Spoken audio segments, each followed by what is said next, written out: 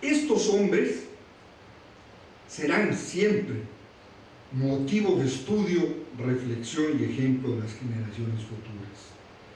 Muy especialmente cuando la conducción de la humanidad se realiza en función del mercado como expresión de la economía y está carente de regulación jurídica y de exigencia ética, la globalización.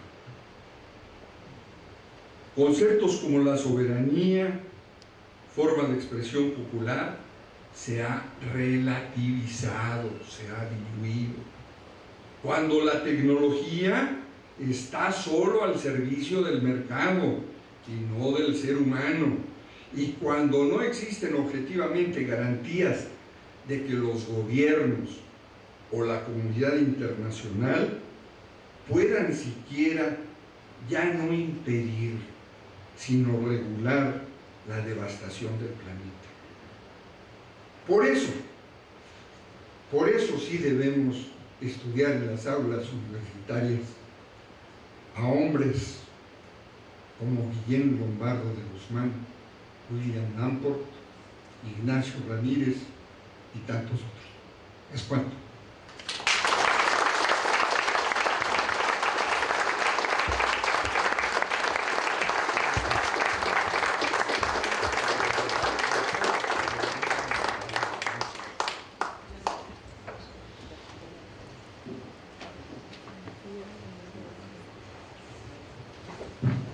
Columna Liberal del Estado de México agradece profundamente la oportunidad que nos han brindado en sus interesantes intervenciones nuestros 4 coloquiales. Respetuosamente solicitamos a ustedes que, no vio el tiempo, podamos contestar unas 5 preguntas. Con su permiso.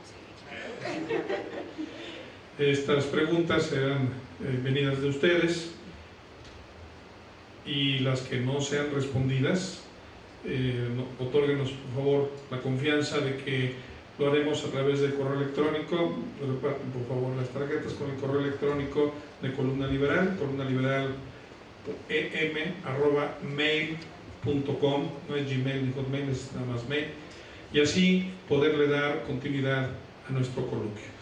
En este momento abrimos pues la sesión de preguntas y respuestas.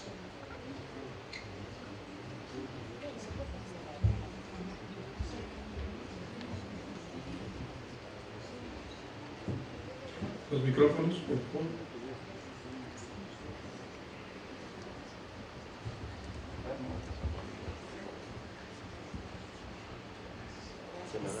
Buenas noches.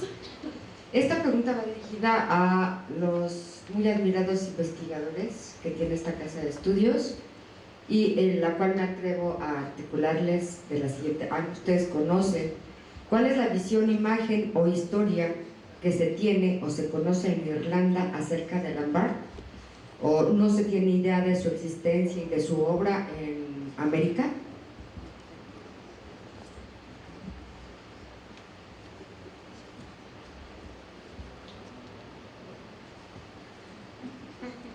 Pasamos el micrófono a quien vaya a contestar.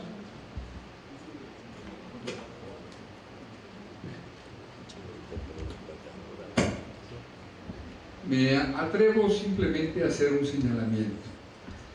Hay documentos encontrados en los que William Lamport, en circunstancias de una muy temprana juventud, escribe confrontando al rey de Inglaterra y confrontándole precisamente por la situación de su país. Yo no tengo más datos que ese, pero me parece que con ese solo escrito, un pueblo tan hermano del nuestro como el irlandés le reclame como uno de los precursores de su independencia. Ojalá y también allá en Irlanda investiguen a ver qué más se encuentra. ¿Una otra pregunta? Sí, por allá atrás. Por allá atrás, pasamos el micrófono, por favor. Sí, gracias. Buenas noches. Yo quisiera preguntar cuál fue la relación de William Lamport, más bien cuál es la relación de Lamport con Peter Paul Rubens, que aparece en el cartel retratado por Rubens y algunos otros pintores de importancia. Esa es la primera. La segunda, acerca de si hay alguna edición reciente, actual, de Memorias de un impostor, de Vicente Riva Palacio. Gracias y felicidades a todos por recordarnos a Lamport. Pasamos el micrófono, por favor.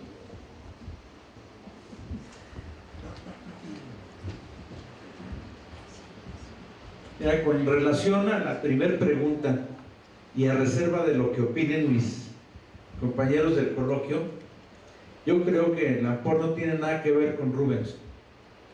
Si ustedes checan esa pintura que aparece en internet, está fechada en 1620, y si William Lamport nació en 1615, o si nos vamos a la otra versión de 1611, no pudieron haber hecho ese retrato pensando en que esa edad tendría, es decir, qué edad tendría en 1620 William Lamport, o 5 años, o tendría 9, y ahí aparece de 20 y tantos. Entonces yo en lo personal pienso que no tendría nada que ver. Y abonando un poquito, y también posiblemente haya discrepancia con la estatua que aparece en la Columna de la Libertad. Si ustedes se fijaron, ahí aparece como de 70 años, cuando él fue quemado a los 44. Pero finalmente, como sucede con muchos artistas, lo importante no es si es o no, lo que representa quizás sea lo importante.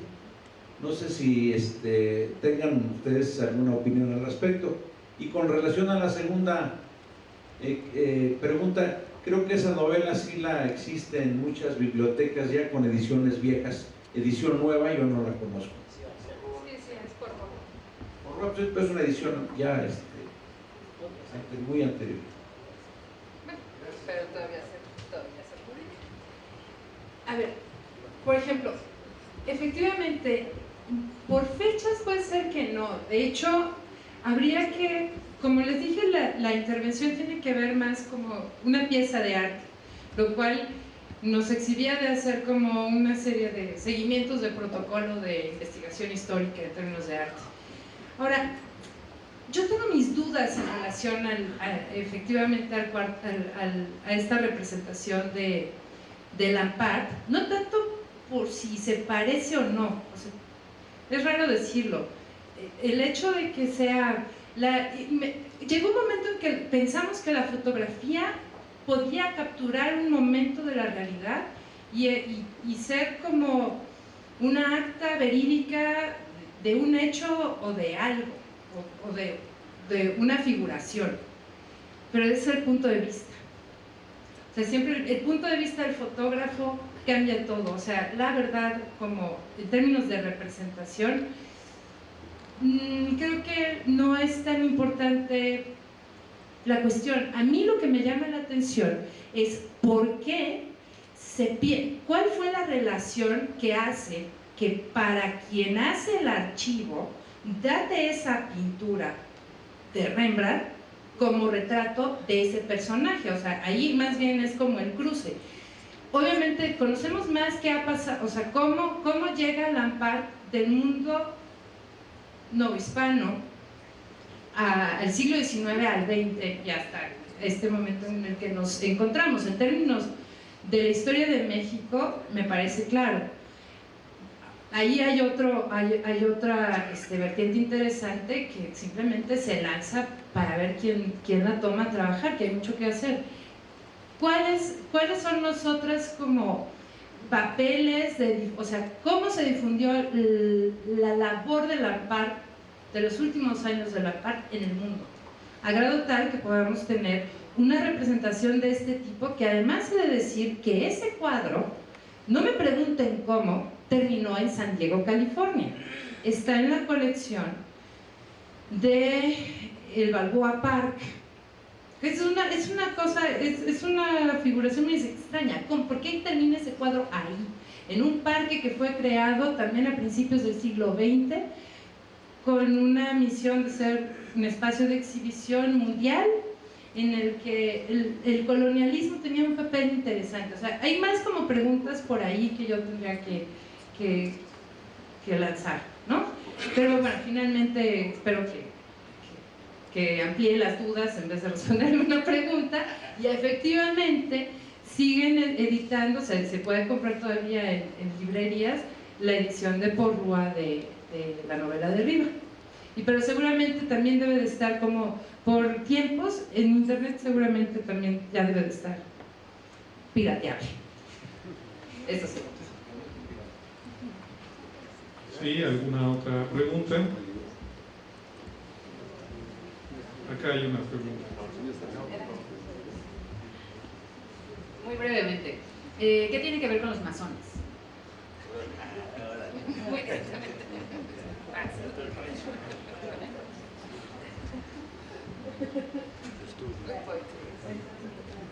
Mira, es una muy buena pregunta porque quienes han estudiado el tema saben que la masonería nace como tal en 1717.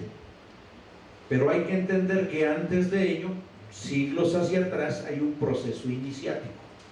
¿Cuándo? Se pierde en los tiempos. Cuando mencioné yo que él estuvo en la Universidad de San Isidro y que ahí él vive un proceso iniciático, bueno, pues es porque hay indicios que ahí lo hizo, ¿no?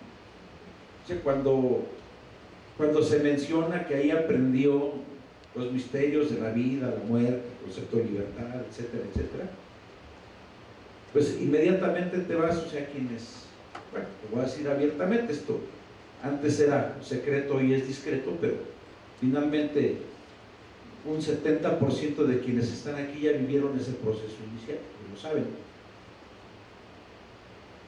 Cuando Riva Palacio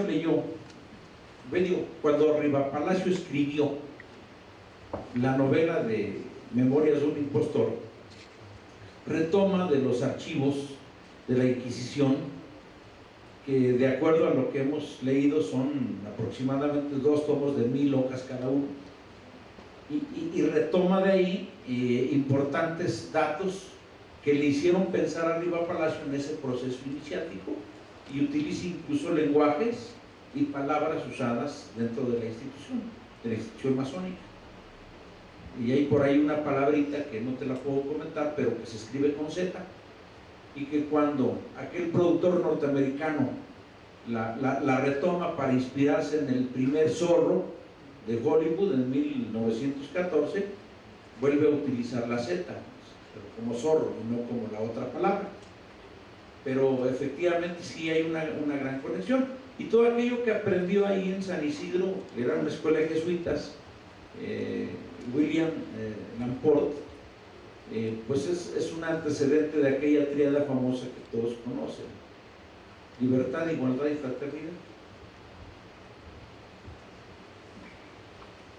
Y hay otra pregunta, pues sería nuestra última pregunta. Más que pregunta es para el compañero que se interesa en saber de ediciones de la obra. Las obras completas de Vicente Riva Palacio fueron publicadas por el Instituto Mexiquense de Cultura, no recuerdo si en 16 o 18 tomos. Es una recopilación que hizo José Ortiz Monasterio, así es que no hay que ir tan lejos. Bueno, a lo mejor sí hay que ir a Porrúa, porque luego en el instituto tienen almacenados los libros y es más fácil que salga de ahí cualquier otra cosa, menos un libro, pero ahí lo pueden conseguir. Ahora, otro comentario. Viendo la fotografía de Riva Palacio con otros personajes, vemos que aparecen Juan de Dios Arias, Julio Zárate, Alfredo Chavero, José María Vigil, el propio Vicente Riva Palacio. Todos pertenecieron a logias masónicas. unos al rito nacional mexicano y otros a la gran logia Valle de México. Bien, con esto concluiríamos esta sesión de preguntas y respuestas. Tienen todos ustedes una tarjetita donde está la dirección de correo electrónico de Columna Liberal, columnaliberal@mail.com, donde podremos dar continuidad al coloquio y con la certeza, con la seguridad de que las preguntas que hagan a través de este medio serán respondidas.